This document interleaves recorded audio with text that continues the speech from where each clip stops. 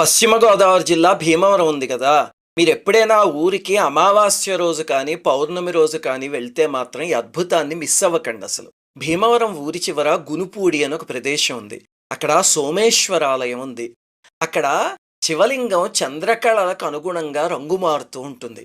పౌర్ణమికి తెల్లగా శ్వేతవర్ణంలో కనిపిస్తుంది. ఇదిగో ఇక్కడ చూపించినట్టు. క్రమక్రమంగా అమావాస్య వచ్చేసరికి బూడిద రంగులోకి, గోధుమ రంగులోకి మారిపోతుంది. మళ్ళీ పౌర్ణమి వచ్చేసరికి తెల్లగా అయిపోతుంది. ఎలా మారుతోందండి అంటే, పౌరాణిక కథ ప్రకారం అయితే చంద్రుడి చేత ప్రతిష్ఠింపబడింది చంద్రశిల కాబట్టి చంద్రకళలకు అనుగుణంగా రంగు మారుతూ ఉంటుంది అని చెప్తారు. అసలు కుమారస్వామి తారకాసురుడనే రాక్షసుణ్ణి వధించినప్పుడు అతని కంఠంలో లింగం 5 ఖండాలయ్యింది. ఆ 5 ప్రదేశాల్లో పడ్డాయి. వాటిల్నే పంచారామాలు అంటారు. అందులో ఇదొకటి. మిగతా 4 అమరావతిలో, పాలకొల్లో, ద్రాక్షారామంలో, సామర్లకోటలో ఉన్నాయి.